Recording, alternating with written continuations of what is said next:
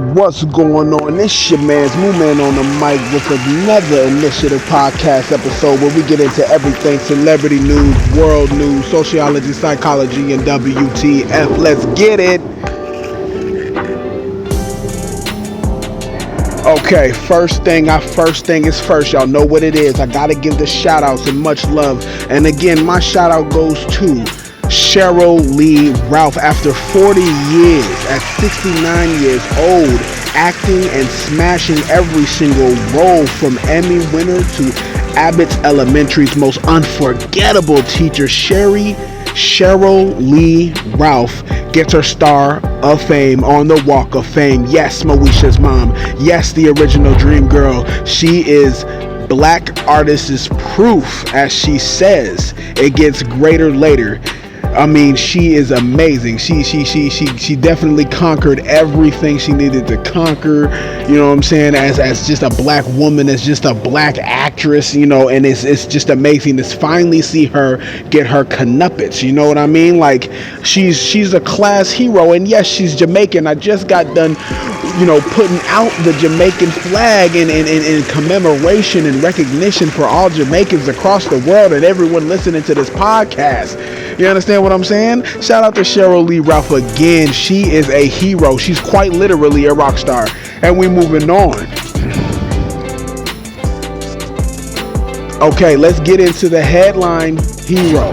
The headline hero. Okay, so this headline hero comes out of Essence of Black Culture.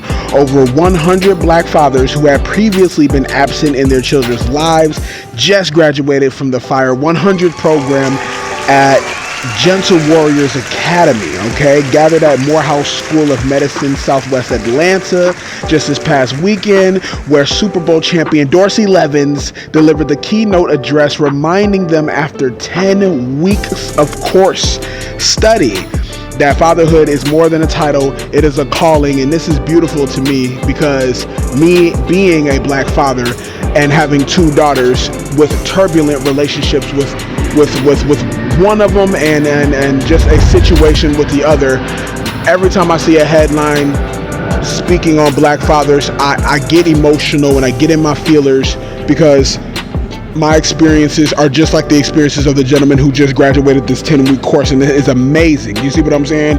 Shout out to Southwest Atlanta. Shout out to the Gentle Warriors Academy. You know what I mean? And then shout out to Essence of Black Culture for headlining this one.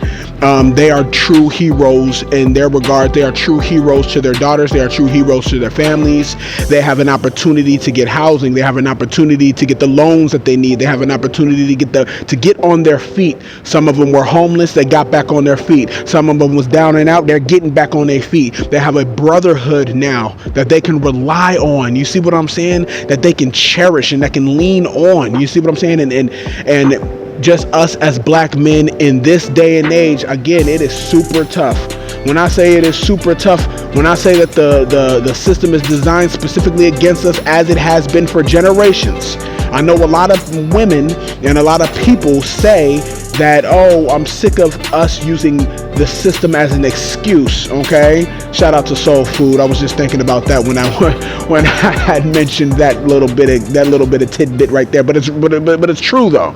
An entire system designed to keep an entire class down, to keep them a consumer class, as consumer slave class, and they do this all over the world. The biggest one though is not the black people, ironically enough. Not in this day and age. Oh no.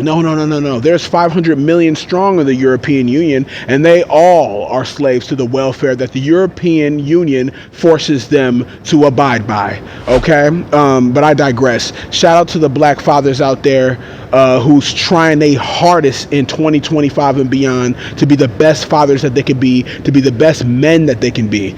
Shout out to them in the best and strongest and the most sincere ways. All right, we moving on. Let's get into some headline hunting. We on the hunt. It's the headline hunters. We getting into this headline hunting. So shout out, third annual Black Effect Podcast Festival kicks off Saturday, April 26th in Atlanta, Georgia at Pullman Yards. I know y'all been hearing about it. Anyone that's a fan of the Breakfast Club, anyone that's a fan of Charlamagne the God, and anyone that's a fan of the next voices of political adherence, for the next voices of social media dedication, for the next voices of the leaders of the new school and the old school. We have an opportunity right now, the Podcast Festival. If you got something to say, put it out there. I wish I was out there, but I just started this podcast. Maybe next year, right? Maybe next year, Moon Man on the Mic, the Initiative podcast, where we take the initiative to give the information that we may not know out, where we give the initiative to give knowledge, wisdom, and understanding that we may not have out, where we put the initiative to be examples, to walk the road, to do an episode every day for as long as it takes, right? The initiative. Take the initiative. Be successful in everything in every possible way that you can do. My road is through crypto. My road is through spoken word. Okay, my podcast deserves to be on the podcast Black Effects. Maybe next year. Okay, but shout out to Charlamagne the God. Shout out to Tank J Valentine. All right, and others will be there as well.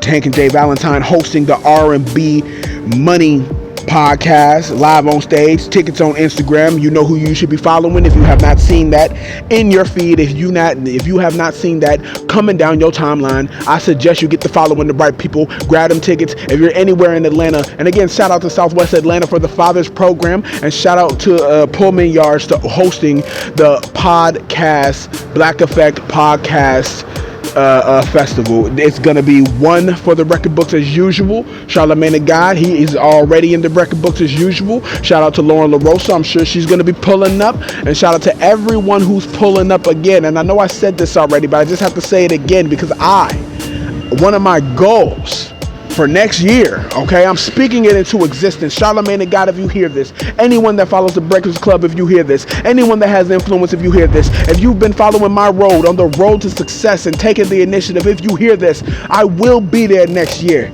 And we're moving on. Okay, headline hunting.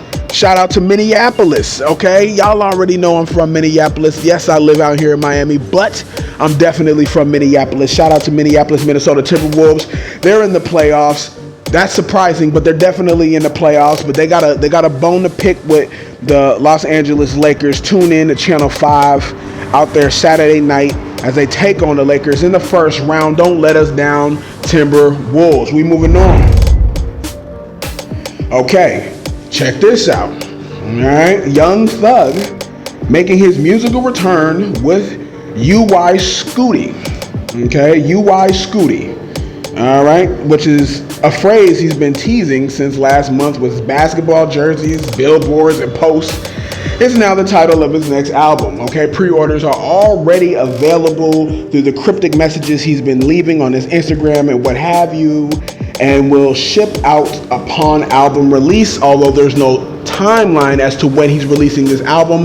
And for me, I get nervous every time I hear Young Thug move, because as we all know, he is on a 15-year or so probation. Okay, so yes, I get a little nervous when he moves around, get a little nervous when he speaks, I get a little nervous when he posts.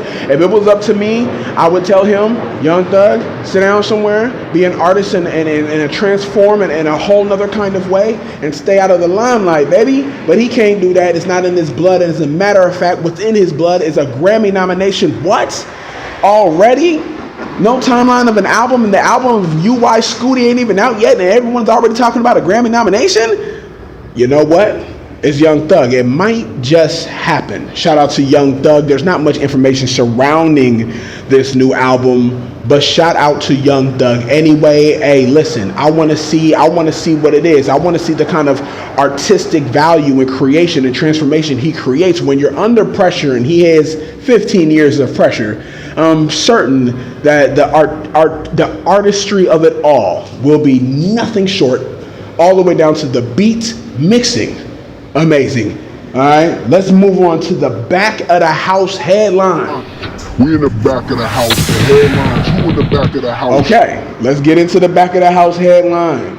And the back of the house headline for me is the social psychology of laughter, ladies and gentlemen. And yes, I had to pick this topic because I want to talk about it, okay? And the reason why I want to talk about it, shout out to Club Shay Shay for hosting Damon Wayans, one of the legends of the legends of the legends of comedy, of stand-up, of acting, and Hollywood royalty, okay? He's not doing stand-up, okay? I feel like he's been playing with it in his mind, but then every time he gets halfway, every time he gets 1% to the door, he changes his mind, okay? Every time there's another softy that comes his way, every time there's another topic that just softens the masculine energy of the world up just that much more, I feel like he just shuns away from it, okay? And what I mean by that is superiority theory, right? Now, this was a theory written on by Thomas Hobbes. He explains it in his 1651 book, The Leviathan, which he surmises, we maketh those grimace called laughter when we realize we're better off than someone else. We suddenly applaud ourselves when we recognize our superiority. And he believes that is the cause and root of laughter. You see what I'm saying? I mean, comedians do perpetuate this theory well through the acts of self-deprecation, which is creating these jokes in which puts down a perceived put down of the comedian himself for the laughter and the laughing of their audience, which is admirable. You know what I mean? I love comedians. And the social psychology of comedians actually releases a benefit to the world. You see what I'm saying? They are the jesters of society. All right, and I know a lot of people think of jesters as just clowns or jokers with fancy dandelion kind of get-ups, you know what I'm saying, a kind of dandyism, if you will. And shout out to GQ with the dandyism, but that's a whole nother episode. No, comedians have a role to play in society, as they are the ones who check the temperature of society's soft and or passive aggressive psycho mentalities. And that's my personal opinion. You see what I'm saying? I feel like the way that they gauge society, it's beneficial for presidents, kings, or what have you, leaders of councils, neighborhoods, where have you, in which they can get a clear understanding of the psychoanalytical exercises or the psychoanalytical positions and levels of the people that rely on them to run the neighborhood, or rely on them to run a council, to rely on them to run a city. And I'm serious, man. Laughter is a kind of release. All right? Think about it. With all of the soft, you know what I'm saying, politically correct talk and all of the soft, emotions that we should take in considerations because of gender, sexuality, personal preferences, what have you, there's no release. There's a certain kind of spiritual release that I do feel like comedians put out into the world. You see what I'm saying? And if we don't have that, what do we really have on a social, psychological level? You see what I'm saying? But again, that's my personal opinion. It's your man's, once again, Moo Man on the mic. I want to thank you all. Once again, I want to thank everybody for tuning into my podcast. On the road, the flag theme on the road to episode 20. Y'all already know what it is. I'm going to surprise y'all on the next episode. It's your man's Moo Man on the mic. I'm out. I don't mean no disrespect, but no way. I can't listen to